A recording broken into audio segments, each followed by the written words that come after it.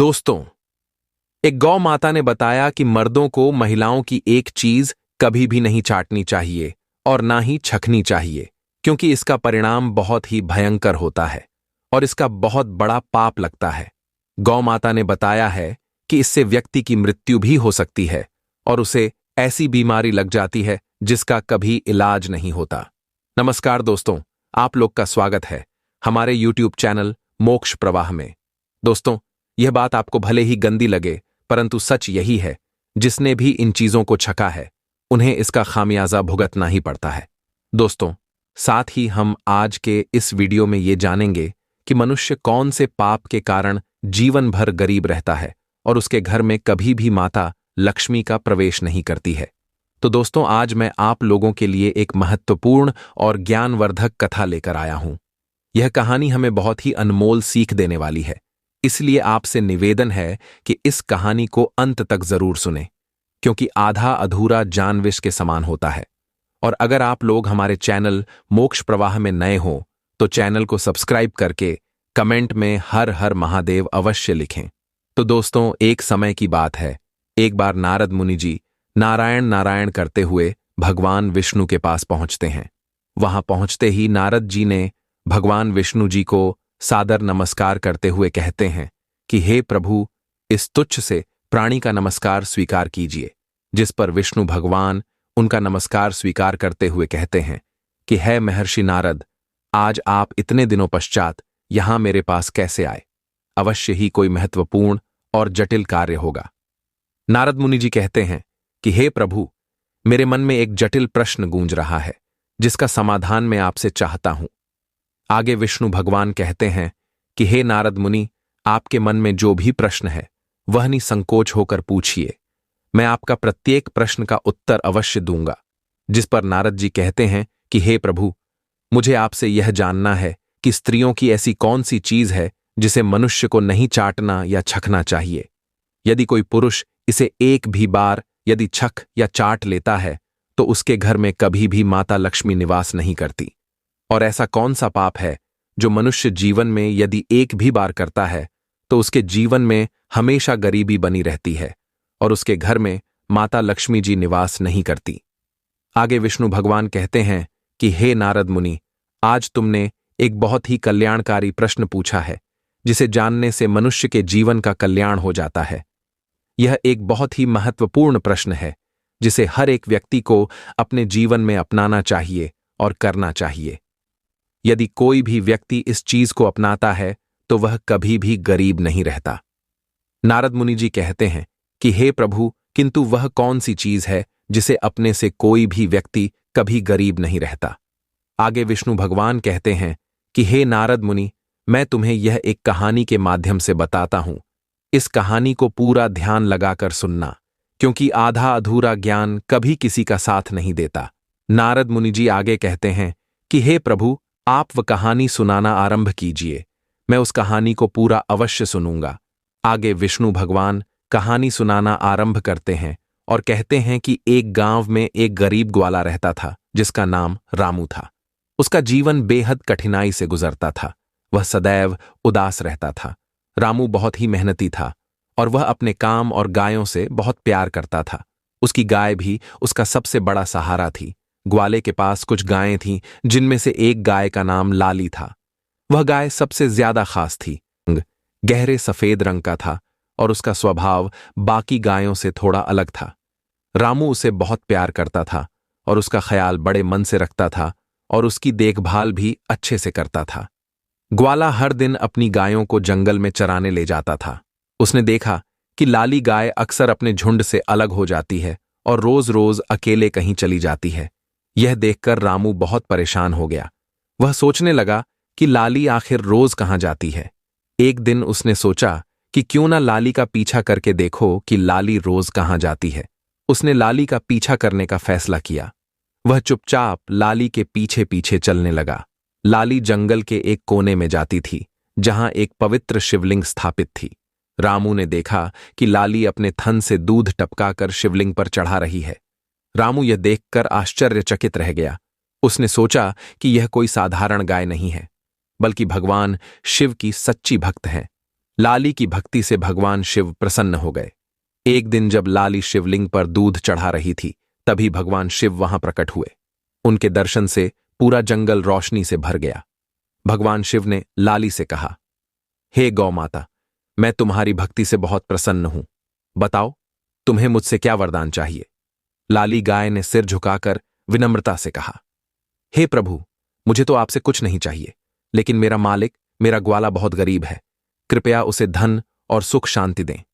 भगवान शिव मुस्कुराए और कहने लगे, हे गाय देवी, तुम्हारा यह निस्वार्थ प्रेम अद्भुत है। मैं तुम्हारे ग्वाले को धन संपत्ति देता हूं, लेकिन उससे पहले मैं यह भी बताऊंगा कि मनुष्य को गरीबी का सामना क्यों करना पड़ता है, ताकि वह अपने जीवन को सुधार सके। तब भगवान शिव ने ग्वाले की ओर देखा और उसे पास बुलाया। रामू डरते डरते उनके पास गया और प्रणाम किया। भगवान शिव ने कहा, हे पुत्र, मैं तुम्हारे सारे दुख दूर कर दूंगा, लेकिन पहले मैं तुम्हें यह समझाऊंगा कि मनुष्य को गरीबी और कष्टों का सामना क्यों करना पड़ता। यह जानना बहुत जरूरी है। गौ माता ने कहा, हां प्रभु, यह बात जरूर बताएं कि मनुष्य को गरीबी किन पापों के कारण झेलनी पड़ती है। साथ ही प्रभु, मुझे यह भी बताइए कि वे कौन से 3 लोग हैं जिनके प्रभाव से किसी घर का सर्वनाश हो जाता है। क्या गरीबी और अमीरी केवल भाग्य पर निर्भर करती है? तब भगवान शिव मुस्कुराए और बोले, हे गौ माता, तुम्हारा प्रश्न अत्यंत महत्वपूर्ण है। यह सच नहीं है कि केवल भाग्य ही गरीबी या अमीरी का कारण बनता है। मनुष्य के कर्म, स्वभाव और निर्णय भी इसके पीछे बड़े कारण होते हैं। मैं आपके प्रश्न का उत्तर अवश्य दूंगा और इसे समझाने के लिए एक कथा सुनाऊंगा। इस कथा को ध्यानपूर्वक सुनो दोस्तों। गौ माता ने उत्सुकता से कहा, हे प्रभु, कृपया आप कथा सुनाइए, मैं इसे सुनने के लिए बड़ी ही उत्सुक हूं। तब भगवान शिव ने एक कहानी सुनाई और कहा, हे गाय देवी, बहुत समय पहले की बात है। एक गांव था जिसका नाम रामपुर नामक एक नगर था। उस गांव में एक व्यापारी रहता था जिसका नाम किसन था। किसन एक ईमानदार और दयालु व्यक्ति था। वह अपने व्यवहार और मदद करने की प्रवृत्ति के कारण पूरे गांव में सम्मानित होता था। किसन का परिवार बड़ा ही सुखी और संपन्न था। उसके 2 बेटे थे, जितेश और राजेश, जो अपने पिता की तरह मेहनती और अच्छे स्वभाव वाले थे। किसन का परिवार आपसी प्रेम और सामंजस्य से भरा हुआ था। किसन ने अपने बेटों की शादी बड़े धूमधाम से की थी। उसकी दोनों बहुएं सीता और गीता बहुत ही समझदार और मेहनती महिलाएं थीं। वे घर के सारे काम खुशी खुशी करती थीं और परिवार के हर सदस्य का ख्याल रखती थी। जब छोटी बहू गीता इस घर में आई तो ऐसा लगा जैसे घर में खुशियों का सैलाब आ गया हो। वह बहुत ही धार्मिक थी और हर दिन भगवान विष्णु और माता लक्ष्मी की पूजा करती थी। उसकी भक्ति और अच्छे स्वभाव के कारण पूरे घर में सुख शांति का वातावरण था। किसन का व्यापार भी खूब अच्छे से चल रहा था। उसकी मेहनत और ईमानदारी से व्यापार दिन दूनी रात चौगुनी तरक्की कर रहा था। एक दिन किसन ने अपने बेटों और बहुओं को बुलाकर कहा, पुत्रों, अब मेरी उम्र अधिक हो गई है। मुझसे व्यापार संभालना कठिन लग रहा है। मैं चाहता हूं कि अब से तुम दोनों मिलकर इस व्यापार को संभालो। जितेश और राजेश ने खुशी खुशी अपने पिता की बात मान ली और पूरे मन से व्यापार संभालने लगे। किसन यह देखकर बहुत खुश होता था कि उसके बेटे और बहुएं मिलजुल कर काम करते हैं। किसन के घर का सुख और उसका व्यापार देखकर रामपुर नगर के कुछ लोग जलने लगे। वे सोचते थे कि किसन का जीवन कितना सुखद है। उसके परिवार में कभी झगड़ा नहीं होता और व्यापार भी दिन प्रतिदिन तरक्की कर रहा है। उनकी जलन धीरे धीरे इतनी बढ़ गई कि वे किसन के खिलाफ साजिश रचने लगे। भगवान शिव ने गौ माता से कहा, हे गाय देवी, जैसे एक बड़ी मछली तालाब में छोटी मछलियों को बढ़ता देखकर उन्हें निगलने की कोशिश करती है, वैसे ही इंसान दूसरों की तरक्की देखकर उन्हें नीचे गिराने की कोशिश करता है। मनुष्य अपनी सफलता से जितना खुश नहीं होता, उससे ज्यादा दूसरों की तरक्की देखकर बेचैन हो जाता है। गांव वालों ने किसन के कुल पुरोहित रामराज को भड़काने की योजना बनाई। वे पुरोहित से बोले, पुरोहित जी, आप तो यहां बड़ी मुश्किल से अपना गुजारा कर रहे हैं, जबकि आपका यजमान किसन बड़े आराम में जी रहा है। क्या आपको यह ठीक लगता है? पुरोहित ने कहा, यह आप सब क्या कह रहे हैं? आपकी बात का मतलब क्या है? गांव वालों ने उत्तर दिया, किसन ने आपको कितने समय से अपने घर नहीं बुलाया है। अगर वह आपको पूजा पाठ के लिए नहीं बुलाएगा तो आपकी आमदनी कैसे होगी? आपको दान दक्षिणा कैसे मिलेगी? इस तरह तो आप और आपका परिवार भूखा मर जाएगा। यह सुनकर पुरोहित को चिंता होने लगी। उसने सोचा, यह सही कह रहे हैं। किशन ने मुझे बहुत समय से अपने घर नहीं बुलाया है।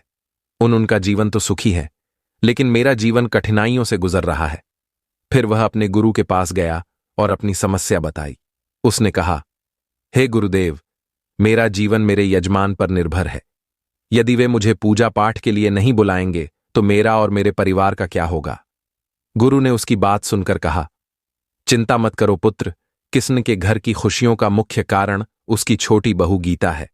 वह भगवान की सच्ची भक्त है और उसके पूजा पाठ के कारण ही उनके घर में सुख शांति और समृद्धि बनी हुई है। दोस्तों, पुरोहित, जो पहले से ही लोभ और स्वार्थ से भरा हुआ था, अपने गुरु की सलाह के अनुसार व्यापारी किशन के घर को नुकसान पहुंचाने की योजना बनाने लगा। गुरु ने उसे समझाते हुए कहा, यदि तुम व्यापारी के घर में अशांति ला सको तो इसके लिए केवल एक छोटा सा उपाय करना होगा।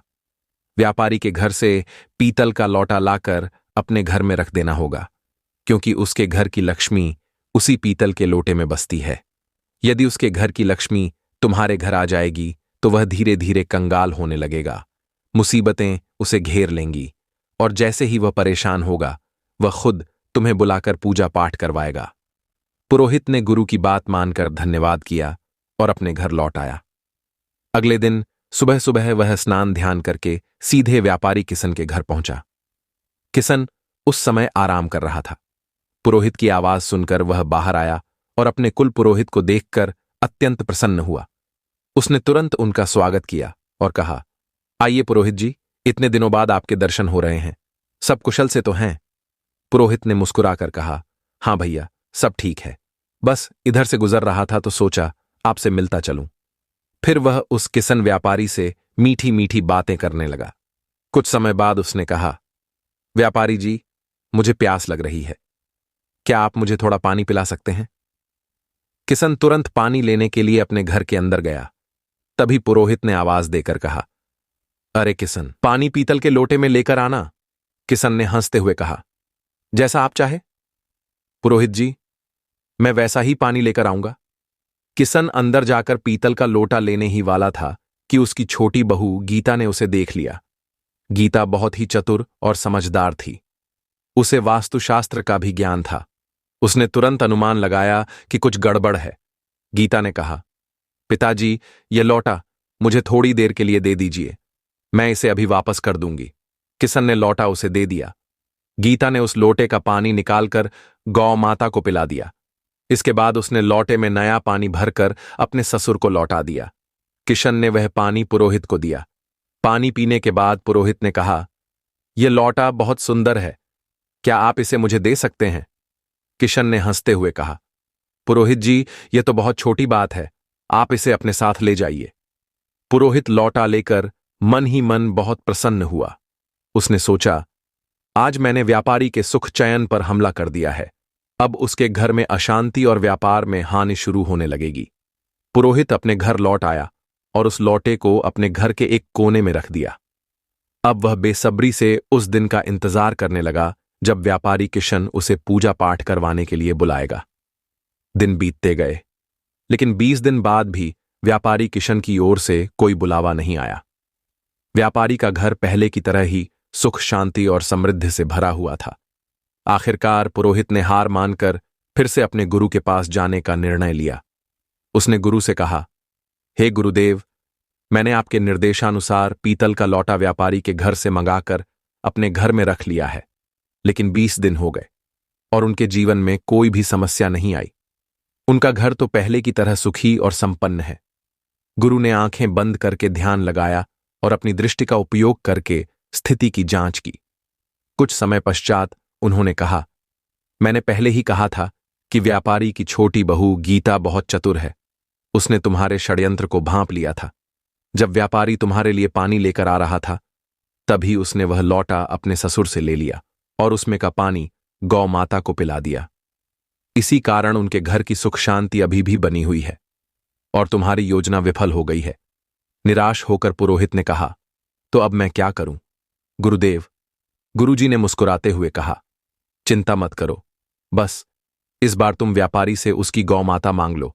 हिंदू धर्म में गौ माता को माता लक्ष्मी का रूप माना गया है। जिस घर में गौ माता रहती है वहां सुख शांति और समृद्धि बनी रहती है। जैसे ही तुम गौ माता को अपने घर लेकर आओगे, व्यापारी का घर दुख और अशांति से भर जाएगा। दोस्तों, गुरु की बात मानकर पुरोहित फिर से उत्साहित हो गया। उसने अगले दिन सुबह सुबह स्नान ध्यान किया और व्यापारी किशन के घर के लिए चल दिया। किशन ने दरवाजा खोला और अपने कुल पुरोहित को द्वार पर देखकर प्रसन्नता से उनका स्वागत किया। वह उन्हें अंदर बुलाकर ले गया और बैठाकर स्वादिष्ट भोजन कराया। भोजन के बाद किशन ने पूछा, पुरोहित जी, आज आप किस काम से आए हैं? सब कुछ तो ठीक है ना? पुरोहित ने दुख भरे स्वर में कहा, व्यापारी जी, मैं बहुत कठिनाई में हूं। मेरी गौ माता ने दूध देना बंद कर दिया है। मेरे छोटे बच्चे को दूध की बहुत आवश्यकता है। उसकी उम्र ऐसी है कि बिना दूध के वह जीवित नहीं रह सकता। क्या आप अपनी गौ माता मुझे दान कर सकते हैं? यह मेरे परिवार के लिए बहुत बड़ी मदद होगी। किशन ने सोचा, यह हमारे कुल पुरोहित इनकी मदद करना हमारा धर्म है। गौदान से मुझे पुण्य मिलेगा। तब उसने कहा, पुरोहित जी, आप चिंता ना करें, मैं आपको गौ माता देने के लिए तैयार हूं दोस्तों। इतना कहकर किशन गौ माता को लेने के लिए घर के अंदर पहुंचा। जब व्यापारी किशन गौ माता को लेकर अपने कुल पुरोहित की ओर बाहर जा रहा था, तभी उसकी छोटी बहू गीता वहां तेजी से आती है और ससुर को रोकते हुए बोली, पिताजी, ये गौ माता कहां ले जा हैं? किशन ने कहा, बेटी, हमारे कुल पुरोहित आए हैं। उनकी गौ माता ने दूध देना बंद कर दिया है। वे हमारी गौ माता मांग रहे हैं, इसलिए मैं उन्हें यह गाय दे रहा हूं। गीता ने यह सुनकर गंभीरता से कहा, पिताजी कृपया थोड़ी देर रुकिए, मैं अभी आती हूं दोस्तों। इतना कहकर गीता घर के अंदर जाती है और एक कटोरी में हल्दी और चंदन का घोल तैयार करती है। वह वापस आकर गौ माता के पास गई और उनके सींग पर उस हल्दी और चंदन के घोल को लगा दिया। इसके बाद उसने शेष घोल को घर के अंदर मंदिर में रख दिया। गीता ने अपने पिताजी से कहा, अब आप यह गौ माता पुरोहित जी को दान कर सकते हैं। किशन बिना किसी सवाल के गौ माता को पुरोहित को सौंप दिया। पुरोहित खुशी खुशी गौ माता को अपने साथ ले जाता है। दोस्तों, पुरोहित ने गौ माता को अपने आंगन में बांध दिया और मन ही मन बहुत प्रसन्न हुआ। उसने सोचा, अब व्यापारी के घर की खुशियां छिन्न हो जाएंगी। कुछ ही दिनों में उनके घर में कलह मचेगा और व्यापार में हानि होने लगेगी। तब वे मुझे जरूर बुलाएंगे और मैं पूजा पाठ कराकर उनसे अच्छी दक्षिणा लूंगा। लेकिन धीरे धीरे कई दिन बीत गए। पुरोहित बहुत बेसब्री से इंतजार करता रहा, परंतु व्यापारी किशन के घर से कोई बुलावा नहीं आया। कई दिन बाद भी जब व्यापारी के घर में या जीवन में कोई कष्ट नहीं आया तो पुरोहित परेशान हो गया। उसने सोचा, आखिर मेरे प्रयास क्यों विफल हो रहे हैं? गौ माता को लेकर भी कोई असर नहीं हुआ। व्यापारी का घर तो पहले की तरह सुख शांति से भरा हुआ है। आखिरकार पुरोहित फिर से अपने गुरु के पास आया और उसने हाथ जोड़कर कहा, हे गुरुदेव, मैंने आपके निर्देशानुसार किशन की गौ माता को अपने घर ले आया हूं, लेकिन अब तक उनके जीवन में कोई समस्या नहीं आई है। उनके घर में पहले से भी ज्यादा सुख शांति और समृद्धि बनी हुई है। मेरे सारे प्रयास व्यर्थ क्यों हो गए? तब गुरु ने ध्यान लगाकर अपनी दिव्य दृष्टि से देखा और आंखें बंद करके उस स्थिति का जायजा लिया। कुछ देर बाद उन्होंने आंखें खोलीं और मुस्कुराते हुए बोले, हे वत्स, मैंने तुमसे पहले ही कहा था कि व्यापारी की छोटी बहू गीता अत्यंत चतुर और बड़ी ही समझदार है। उसने तुम्हारे षड्यंत्र को भांप लिया था। जब तुम व्यापारी से गौ माता मांगने गए थे, तब उसने गौ माता के सिर पर हल्दी और चंदन का रंग लगा दिया था। वह रंग कोई साधारण रंग नहीं था। उसने उसे भगवान की पूजा के लिए तैयार किया था। उस रंग ने गौ माता के साथ साथ व्यापारी के घर की सुख शांति को भी बांध रखा है। उसने शेष रंग घर के मंदिर के पास रख दिया है, जिससे उनके घर की समृद्धि उसी के घर में बनी हुई है। तुम्हारा यह प्रयास पूरी तरह विफल हो गया है। पुरोहित ने गुरु से निराश होकर पूछा, गुरुदेव, अब मैं क्या करूं? मुझे कोई और उपाय बताइए जिससे मैं व्यापारी के सुख को समाप्त कर सकूं। गुरु ने कुछ देर सोचा और कहा, चिंता मत करो, अब तुम व्यापारी के घर जाकर उस रंग की कटोरी को मांग लाओ। वह रंग ही उनके घर की सुख समृद्धि का कारण है। यदि तुम वह रंग अपने घर ले आते हो तो व्यापारी का सुख समाप्त हो जाएगा। दोस्तों, गुरु की नई सलाह सुनकर पुरोहित फिर से उत्साहित होकर उस व्यापारी के घर की ओर चल देता है और सोचने लगा, इस बार मैं जरूर सफल हो जाऊंगा। अब व्यापारी का सुख चैन सब खत्म करना ही है। अब अगले दिन वह सीधे व्यापारी के घर पहुंच जाता है। किशन ने उसका स्वागत किया और पूछा, पुरोहित जी, आज आपका कैसे आना हुआ? सब कुशल से तो है ना? पुरोहित ने मुस्कुराते हुए कहा, सब ठीक है व्यापारी जी, लेकिन मैं आपसे एक छोटी सी मदद मांगने आया हूं। मुझे आपके घर से एक रंग की कटोरी चाहिए। दोस्तों, यह सुनकर किशन ने कहा, यह तो बहुत छोटी बात है, मैं अभी लाकर देता हूं। किशन कटोरी लेने के लिए घर के अंदर चला गया। इधर छोटी बहू गीता ने पुरोहित की चाल को फिर से समझ लिया। उसने तुरंत अपने ससुर के पास जाकर कहा, पिताजी, वह रंग की कटोरी आप मुझे दे दीजिए, मैं इसमें कुछ नया रंग भर देती हूं। गीता ने रंग की कटोरी में रखा हुआ पुराना रंग निकाल लिया और उसमें नया साधारण रंग भर दिया। फिर उसने वह कटोरी अपने ससुर यानी किशन को दे दी। किशन कटोरी लेकर बाहर आया और वह कटोरी पुरोहित को दे दी। पुरोहित ने कटोरी लेकर सोचा, अब व्यापारी का जीवन दुखों से भर जाएगा। पुरोहित कटोरी लेकर अपने घर लौट आया और खुशी खुशी उसे एक सुरक्षित स्थान पर रख दिया। उसने सोचा कि अब कुछ ही दिनों में व्यापारी का जीवन बर्बाद हो जाएगा और वह मुझे पूजा पाठ करवाने के लिए बुलाएगा। लेकिन महीनों बीत गए और व्यापारी का जीवन पहले से भी अधिक सुखद और समृद्ध होता चला गया। दोस्तों, थक हार कर पुरोहित फिर से अपने गुरु के पास गया और कहने लगा, हे गुरुदेव, मैंने आपकी सलाह के अनुसार रंग की कटोरी भी व्यापारी के घर से ले ली, लेकिन व्यापारी का जीवन पहले से भी अधिक सुखी और शांत हो गया है। ऐसा लगता है कि मेरे सारे प्रयास व्यर्थ हो गए हैं।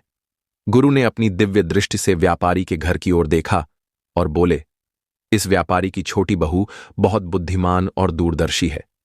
उसने तुम्हारे इरादों को पहले ही समझ लिया था। उसने रंग की कटोरी से वह रंग निकाल दिया जो गौ माता को लगाया गया था।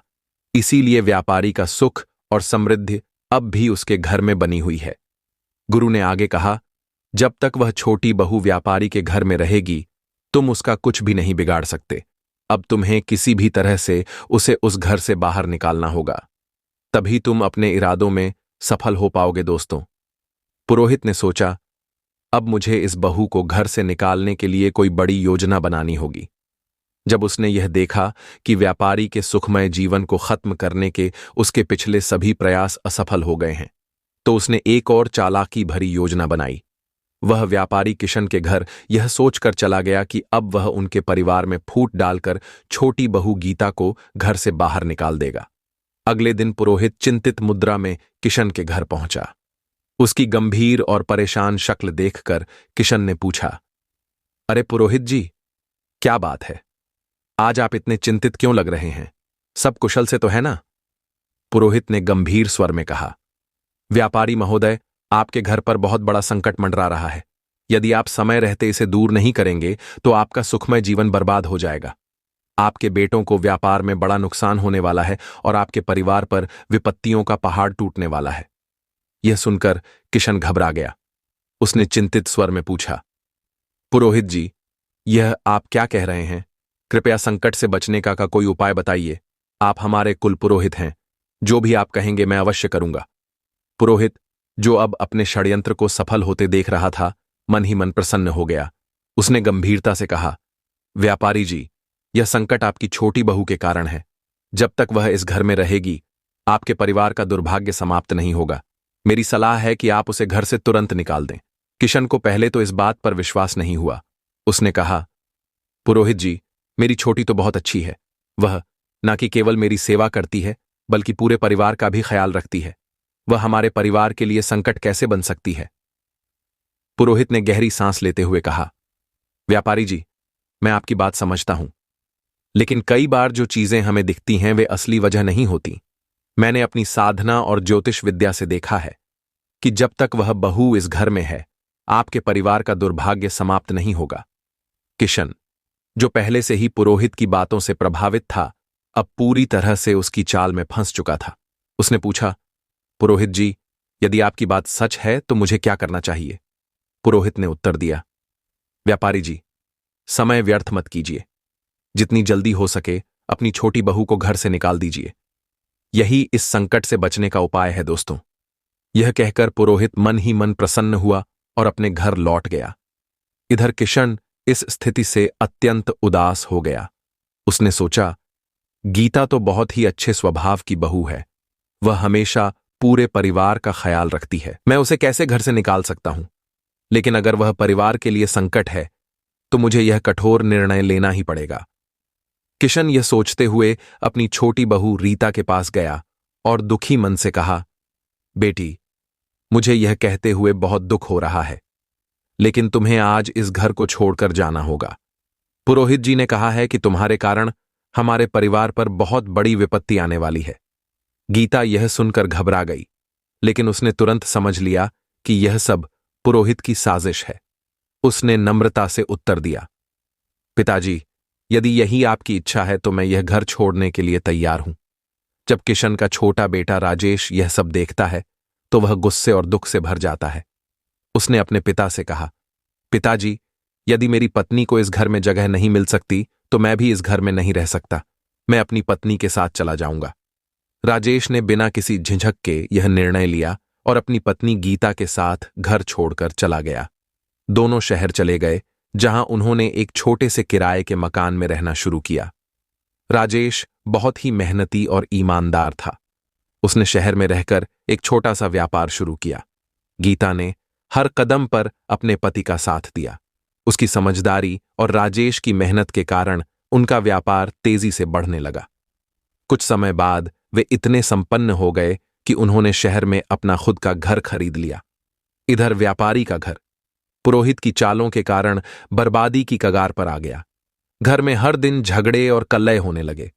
व्यापारी का बड़ा बेटा, जो पहले व्यापार में मन लगाता था, बुरी संगति में फंस गया। वह बेवजह धन उड़ा रहा था और देर रात आवारागर्दी करने लगा। पुरोहित पूजा पाठ के बहाने व्यापारी के घर से लगातार धन लेता रहा और धीरे धीरे व्यापारी की सारी जमा पूंजी समाप्त हो गई। व्यापार भी पूरी तरह से बंद हो गया। अब तो स्थिति यह हो गई थी कि घर में खाने पीने का भी अभाव हो गया। नगरवासी व्यापारी की दुर्दशा देखकर हंसने लगे और ताने मारते हुए उसकी दशा का मजाक उड़ाने लगे। यह सब देखकर व्यापारी को बड़ी शर्मिंदगी होती थी। उसने सोचा कि मेरी जिंदगी अब किसी काम की नहीं रही। आत्महत्या के अलावा मेरे पास अब और कोई रास्ता नहीं बचा है। इस विचार के साथ वह नदी की ओर बढ़ चला, लेकिन रास्ते में उसकी भेंट एक तेजस्वी संत से हुई। संत के मुख पर दिव्य तेज था, माथे पर चंदन का टीका लगा हुआ था। संत को देखकर व्यापारी ने उन्हें प्रणाम किया और उदास होकर आगे बढ़ने लगा। संत ने देखकर समझ लिया कि यह व्यक्ति जरूर दुखी है और कहीं यह मरने के लिए तो नहीं जा रहा है। संत ने उसे रोका और कहा, पुत्र, ठहरो, तुम्हें इतनी चिंता क्यों हो रही है? तब व्यापारी ने रुककर हाथ जोड़कर अपना पूरा हाल सुनाया। उसकी बातें सुनकर संत ने तुरंत उस स्थिति को समझ लिया। संत बड़े ही पहुंचे हुए थे।